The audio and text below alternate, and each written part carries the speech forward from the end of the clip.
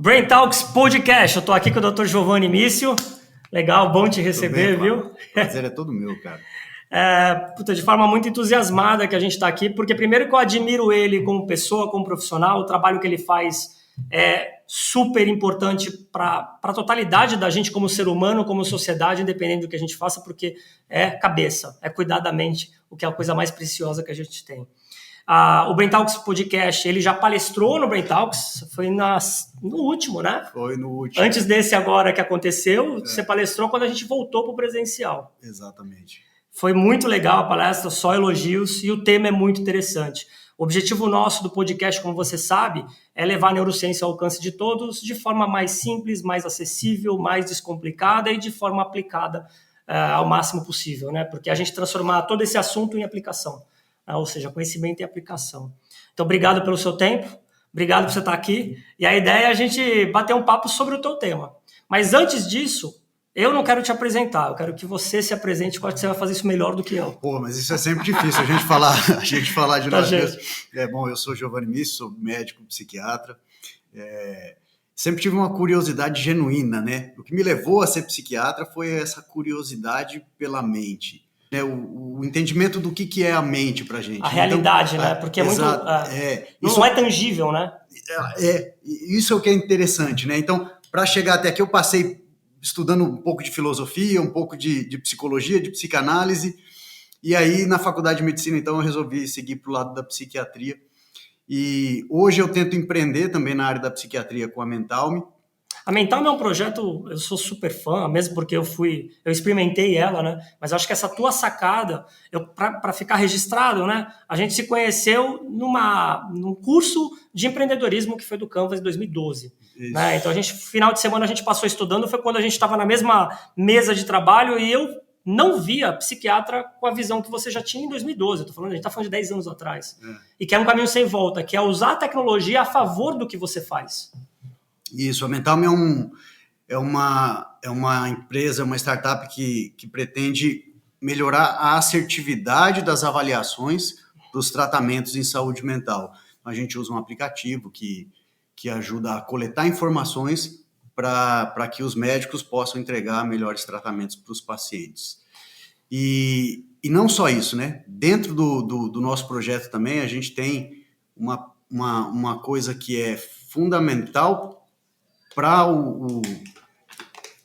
uma boa entrega de saúde mental, que é a gente munir as pessoas de conhecimento sobre saúde mental, de conhecimento sobre como funciona a mente, né, de como funcionam as nossas emoções, e eu acho que isso está muito alinhado com o que você também faz, né, Flávio? Que é exatamente esse o propósito do Brain Talks. Levar conhecimento de forma acessível a todos, né? Porque é muito difícil, é um tema que as pessoas... Na verdade, o difícil é transformar um assunto complexo em uma leitura fácil.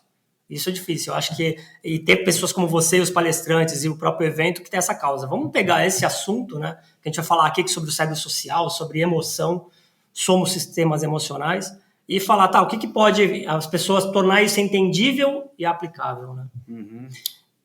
Eu acho que eu sempre gosto de começar conceituando algumas coisas assim, especialmente nessa área, né? Que exatamente por ser um conhecimento por ser uma área que ela alcança vários campos de conhecimento, acaba tendo várias perspectivas diferentes e muitas vezes isso deixa a coisa muito confusa, né? Quase uma torre de Babel quando a gente fala de saúde mental, né? Porque uma pessoa fala de uma perspectiva psicológica, outra pessoa fala de uma perspectiva mais neurobiológica e muitas vezes essas coisas não se encaixam, né? E eu acho que o grande desafio está em conseguir fazer essas visões ficarem conversarem, mesmo porque ficarem complementares, né? E eu acho que esse conhecimento ele é essencial para a gente conseguir avançar na saúde mental da sociedade, enfim, de uma forma geral. De uma forma geral. Doutor Giovanni, a sua palestra foi bem elogiada, eu gostei bastante. Até hoje eu tomei café com uma pessoa que estava na palestra, que também já esteve aqui, o Edu Carmelo. A gente tem um hábito de tomar café da manhã bem cedo, né? Então eu tomo cedo, a gente estava conversando sobre a tua palestra, porque ele anotou um monte de coisa da tua palestra, ele até pegou o caderno. olha aqui o que eu notei que a palestra estava conversando sobre o que você trouxe para a gente. O tema foi o cérebro social e você correlacionou o cérebro social com a questão da saúde mental, que é um tema que eu acho que atinge a tudo e a todos. Por quê? Porque está dentro da empresa, está dentro da família, está em todo o contexto e impulsionado pela pandemia. Né? Ou seja, um ambiente que modificou ou trouxe à tona algumas coisas que já estavam instaladas. Né? O que você fala para a gente do teu tema que você palestrou no Brain Talks? Cérebro social e a saúde mental. O que está acontecendo e o que você pode falar para a gente? Eu sei que esse episódio teria que ser assim, acho que é uma série no Netflix de alguns episódios, né? Sim, a gente fala muito de saúde mental, né? Especialmente, né, a partir da pandemia para cá, eu acho que a gente popularizou muito esse conceito, né? Mas ainda é um assunto muito vago. Né? E nessa tentativa de tentar fazer essas perspectivas diferentes sobre a saúde mental se complementarem, né? Eu gosto muito da ideia de que nós, como seres humanos, somos seres biopsicossociais. Tá. Né? Então, nós somos seres que temos uma vivência biológica, uma vivência psicológica, né, e uma vivência social. Dentro dessa perspectiva, é interessante a gente dividir a saúde mental em 3 níveis também. Né? No nível biológico, no nível psicológico e no nível social. Né? Mesmo porque a gente precisa uns dos outros, desde a nossa espécie, sempre para sobreviver. Sim. Não tem sobrevivência se não tivesse relacional. Sim. Claro, você até fala, claro. O vídeo dele foi genial, porque no teu vídeo, quando você fez lá antes do Brain Talk, você fala muito bem isso. É redundância falar sobre o cérebro social. Porque o ser humano, ele é um ser social. A função principal do cérebro, de maneira reducionista, é criar uma relação entre um organismo vivo e o ambiente no qual ele está inserido. Portanto, já faz parte. Em essência, já é social. Algo social. Né? E dentro dessa perspectiva, assim, para a gente ter uma boa saúde mental, a gente precisa ter, portanto, uma boa interação social, um bom encaixe com o ambiente, né? Mas a gente precisa ter ferramentas psicológicas para lidar com o ambiente e a gente precisa ter um cérebro funcionando bem para conseguir ter essa... psique e a relação com o ambiente.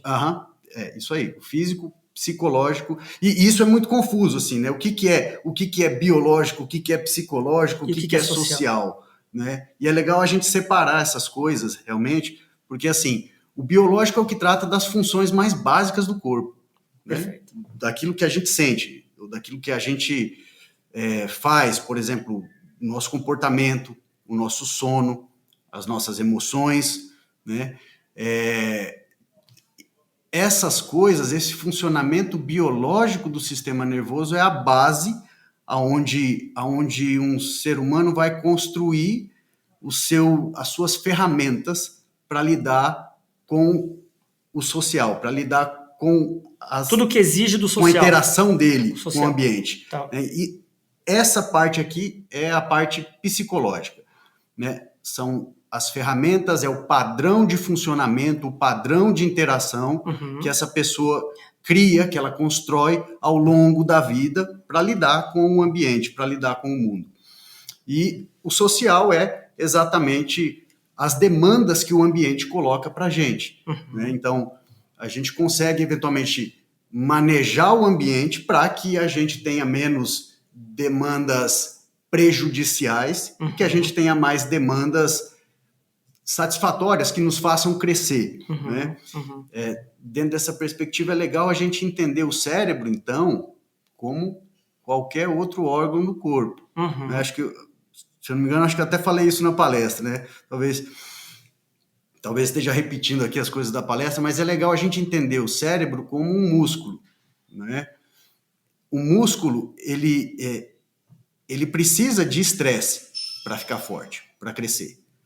O nosso cérebro também, a nossa psicologia, né, também precisa de estresse para a gente poder ganhar resiliência.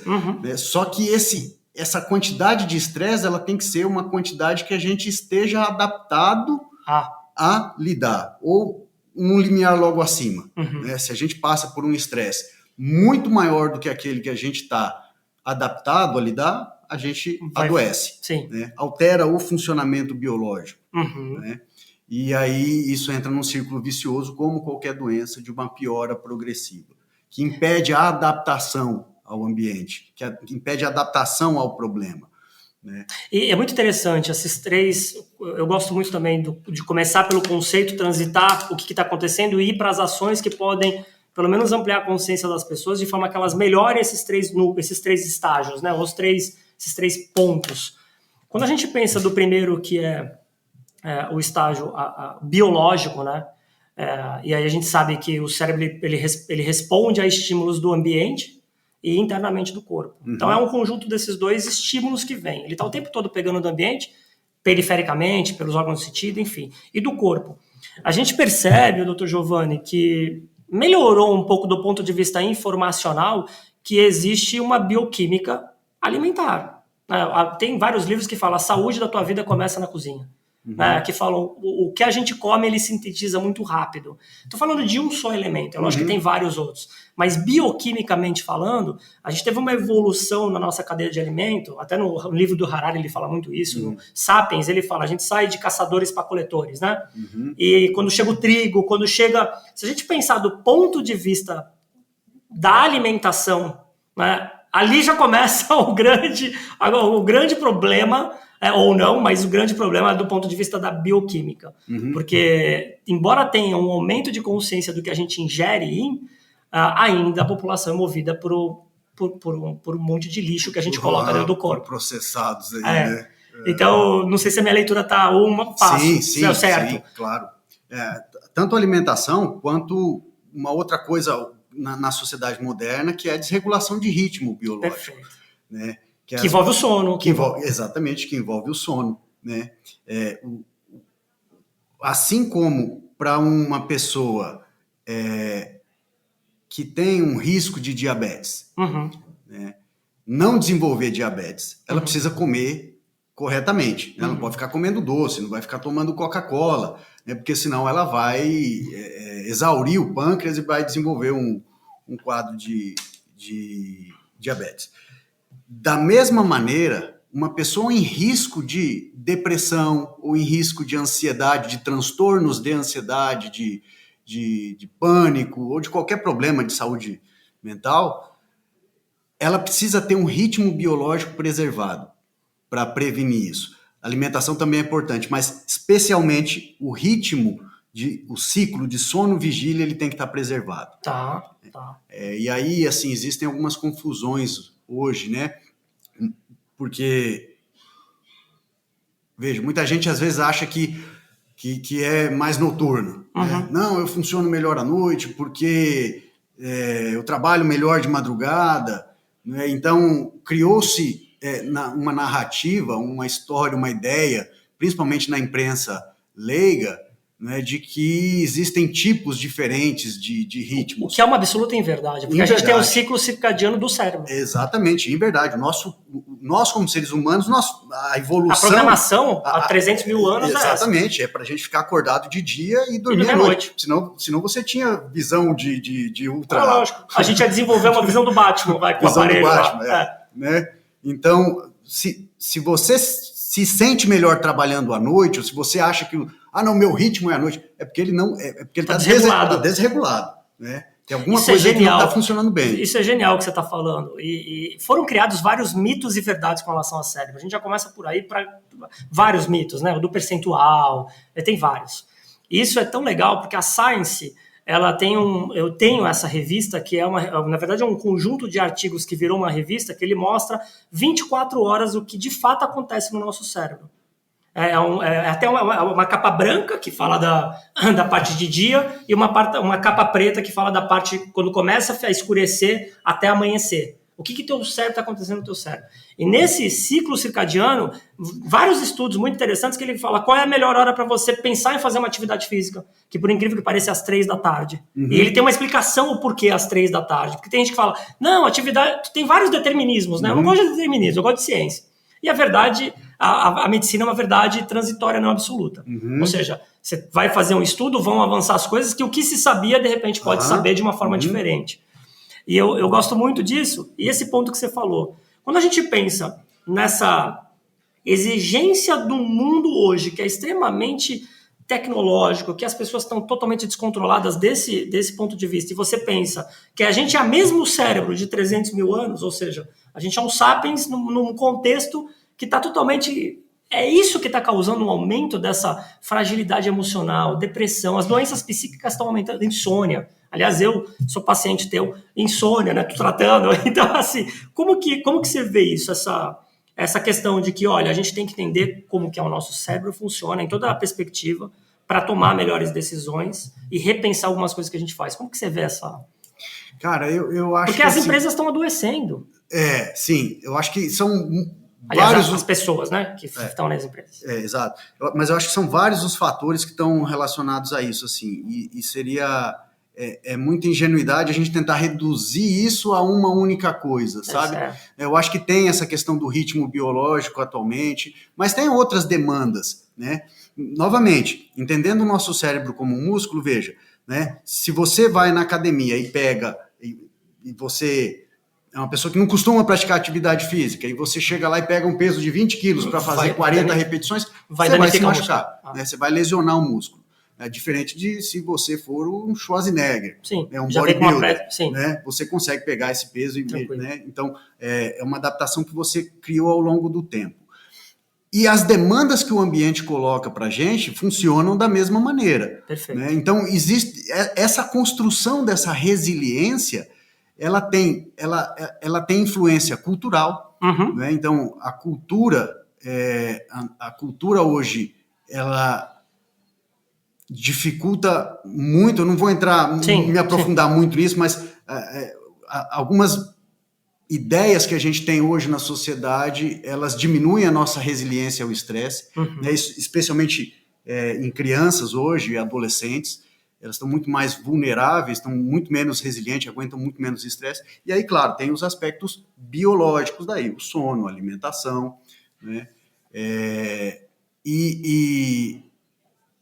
Recentemente, com essa coisa da pandemia, né, veja, a gente precisou ter uma adaptação para ir para casa, né? Então as pessoas estavam trabalhando na empresa e estavam habituadas a funcionar, estavam adaptadas a funcionar daquela maneira. E, de repente, de uma semana para outra, muda. E o cérebro não gosta de mudança. Exatamente. E aí o cérebro teve que se adaptar a uma nova maneira de funcionar, a uma nova realidade. E muita gente teve dificuldade nessa adaptação. Muita gente teve dificuldade por aspectos psicológicos, por aspectos biológicos. Do ambiente. Do ambiente.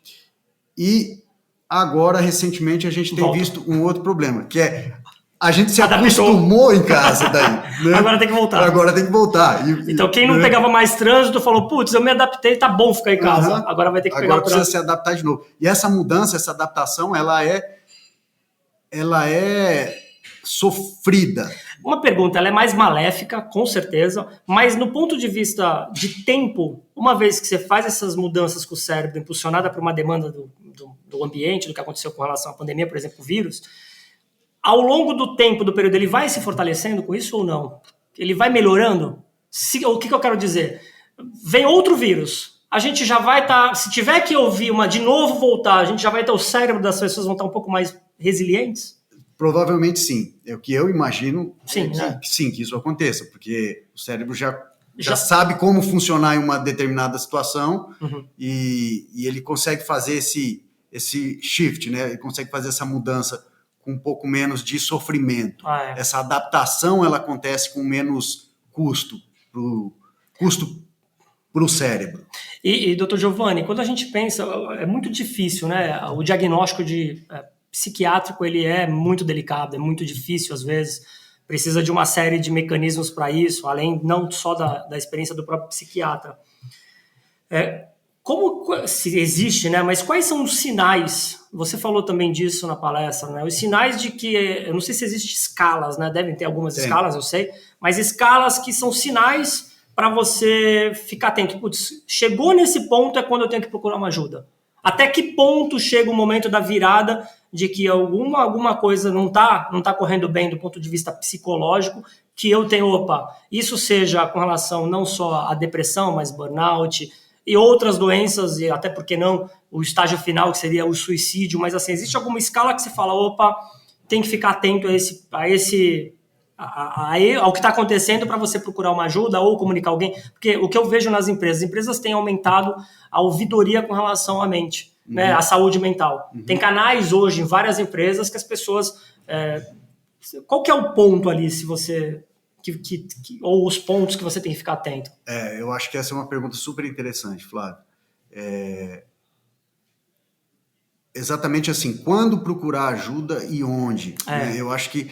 Porque todo mundo ainda fica perdido com relação a isso. Exatamente. Né? É onde está a confusão toda. E isso acontece porque, apesar da gente estar falando muito de saúde mental nos últimos anos, a gente, quando eu digo nós como sociedade, de maneira geral, a gente fala de saúde mental, mas falta incluir o cérebro nessa na jogada, né? Na jogada aí. Né? A gente fala do ambiente da empresa, a gente fala mas não pensa como sabe relacionamentos ali, a gente fala de bullying, de não sei o quê, fala de aspectos sociais ali do funcionamento dentro da empresa, do ambiente, fala dos aspectos psicológicos das pessoas ali dentro da empresa. E não fala do objeto que é onde gera tudo isso.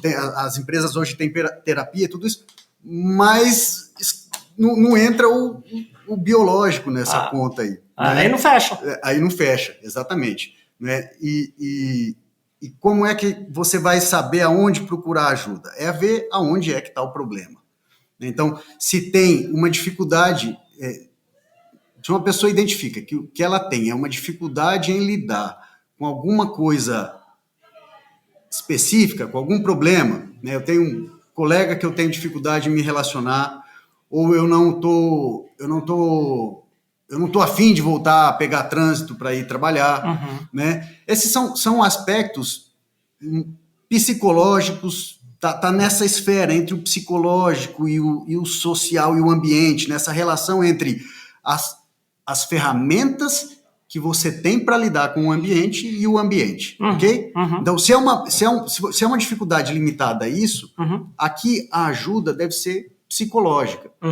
Quem vai ajudar aqui a construir, a identificar as suas motivações, a identificar as suas ferramentas que você tem para se relacionar com o ambiente e construir melhores ferramentas mais adaptadas, é um psicólogo, certo? Agora, se você identifica alterações no funcionamento biológico do corpo, né? Por exemplo, emoções que estão muito inflamadas, né? Ou picos de agressividade em algum momento. Isso, alteração de sono, alteração de apetite, o pensamento acelerado, né, o pensamento muito lento, explodiu muito em algumas coisas que talvez não deveria. O corpo agitado, balançando perna, roendo unha, andando de um lado para o outro, ou o oposto disso, muito devagar, lento.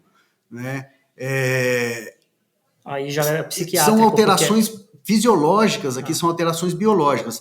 Aqui a gente precisa de uma atenção psiquiátrica, de um médico, porque a gente precisa restabelecer esse funcionamento biológico para que o nível psicológico possa funcionar. Tá? E eu vejo muita confusão nisso. Exato. Primeiro por uma questão da cultura e da sociedade, porque até pouco tempo atrás, eu lembro quando eu era criança, adolescente, né, ir no psiquiatra não era entendido, ainda hoje ainda tem muito, né? Mas ir no psiquiatra era aquele jargão de que a pessoa tá louca. E não é loucura, não tem nada a ver. Você sabe de onde vem isso? Sabe de onde vem isso, Flávio? Antigamente, os tratamentos psiquiátricos, eles tinham muito efeito colateral, tinham muito efeito adverso. Isso. Então, os remédios deixavam a pessoa completamente chapada, né? Ficava com a boca seca, ficava parecendo um zumbi. Então, com um custo desse, né, só se beneficiava quem tivesse, né, um problema muito grave. E tem uma fala que eu gosto que é o que você falou do exemplo do músculo, né, da atividade física. Se você está com um problema com relação ao músculo, ao braço, tal, você vai no ortopedista, né? Se for alguma coisa de ordem joelho. Se você está com um problema cardíaco, você vai no cardiologista. Se você está com um problema bioquímico, né, do ponto de vista biológico, neurobiológico, ninguém melhor do que o psiquiatra, né? Eu sempre fui muito a favor disso. E tem a rede de contatos meu, tem bastante, mas não é a maioria ainda. A maioria ainda, não sei como que está hoje está muito melhor isso. Mas, mas a maioria ainda evita ir no psiquiatra, vai em último estágio. Eu acho que esse estigma ele ainda existe. É muito menor do que era antes, porque antes, veja, até um tempo atrás as pessoas tinham também esse preconceito, esse estigma com os psicólogos, com a psicologia. Sim, que melhorou muito. Hoje, eu não vou terapia, não, por que eu vou lá para o cara me contar o que eu já sei? Né? E na medida em que a gente explica para a sociedade que o que é esse trabalho do psicólogo e como é que funciona, esse preconceito veio caindo. Né? E caiu um pouco também com relação à psiquiatria, mas ainda existe, ainda tem bastante. E o que você falou, a Mental Me, tem que aprender a pronúncia, a Mental Me, que ela funciona hoje para você melhorar na tomada de decisão, na conclusão diagnóstica, na hipótese diagnóstica do paciente. Existe ou ela ou algo para você colocar isso dentro da empresa? Ou seja, vou dar um exemplo. Na empresa que eu trabalho tem tantos funcionários, eu quero fazer um assessment, eu quero mandar um link para ver como que está a saúde mental da empresa. Do ponto de vista psicológico, biológico, enfim, neurobiológico, enfim. Existe isso? Tu está desenvolvendo? A gente está desenvolvendo o nosso plano corporate. Eu acho que isso é genial. Corporativo. Porque você, uma vez feito isso, você vai conseguir direcionar melhor a saúde mental da empresa. Isso. Algumas startups de telepsicologia já têm esse tipo de atendimento, mas, novamente, eles fazem o assessment ali do perfil psicológico, dos aspectos psicológicos, né, mas elas não se aprofundam a esse nível biológico para identificar os transtornos. Né, até porque o diagnóstico psiquiátrico, o diagnóstico de problemas biológicos do cérebro, é uma atribuição médica. Sim, né? Então, você precisa de um médico para fazer leitura, para fazer esse entendimento. Né? E é algo que a gente está construindo aí com a Mental. Não tenho dúvida que eu acho que o futuro é esse. Né? Eu acho que a tecnologia vai vir para ajudar a melhorar tudo isso e ter um núcleo de empresas movido por pessoas que tenham um psique e uma biologia mais preparada, porque cognição não funciona sem isso, né? Sim. Você não vai tomar córtex pré-frontal, enfim, funções executivas, elas vão ser extremamente alteradas se você não tiver tudo isso aí funcionando bem. É um sistema, né? Dr. Giovanni, para a gente ir para o último bloco aqui, a gente caminhar para o final. Qual seria a mensagem que você gosta de falar quando você já falou muito bem dos 3 estágios, né? Mas quais seriam as recomendações, porque a gente ainda tem, eu acho que você vê da mesma forma, uma saúde do ponto de... Na verdade, a saúde, a gente ainda trata a doença e não cria saúde. E eu acho que isso está mudando ainda, eu acho que ainda é tênue, mas está tendo uma inversão de que a gente tem que parar de tratar a doença para ir para uma abordagem. A gente sempre vai tratar a doença, mas parar de tratar a doença e criar mais saúde. Na prevenção, né? Ser mais antecipatório. Até o livro do médico que eu gosto muito, que é o Pedro Chestats, que é um neuro que ele lançou a Medicina do Amanhã, que ele fala dos 5 P's. Excelente. E é isso, né? Eu não vejo caminho sem volta no futuro. Como que você vê isso do ponto de vista da saúde mental? Eu acho que é o seguinte, Flávio, assim, doença sempre vai acontecer. Sim. Né? Porque as doenças elas têm causa multifatorial. Sim. Né? Então, tem pessoas com uma predisposição genética imensa a desenvolver uma doença mental, sei lá, cardiovascular ou qualquer que seja, e que, portanto, daí o gatilho ambiental, ele, vai favorecer por mínimo que seja, vai desencadear a doença. Então, isso sempre vai acontecer, mas a gente, sim, tem possibilidade de trabalhar preventivamente, porque muita gente não tem uma grande vulnerabilidade genética, não tem uma grande predisposição e acaba desenvolvendo por maus hábitos. Sim. Né? E mau cuidado com a saúde, mau cuidado com a vida. Agora, o que a gente precisa é avançar mais nesse campo de conhecimento, antes de tudo. A psiquiatria é uma ciência que já tem... Enfim, a gente já tem conhecimento sobre os transtornos mentais desde a Grécia Antiga. Né? Mas a neurociência nova. É muito recente. Ela surgiu na década de 90, né, que foi a década do cérebro. Foi aí que a gente começou a entender. Então, a gente está num processo ainda de construção desse conhecimento. A gente já tem algumas coisas muito bem claras, assim. Essa questão do ritmo biológico, né? O estudo que você compartilhou comigo, que eu acho genial, né, porque uma diminuição em função do tempo de screen do córtex cerebral, o que vai ter um impacto em tudo, né? Sim.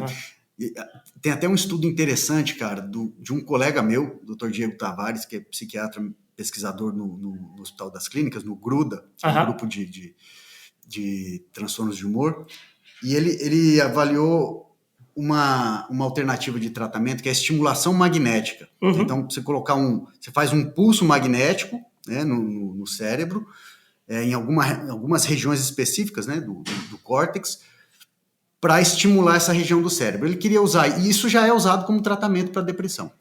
E ele queria usar isso para tratar os pacientes com um tipo de depressão específica, que a gente chama de depressão mista.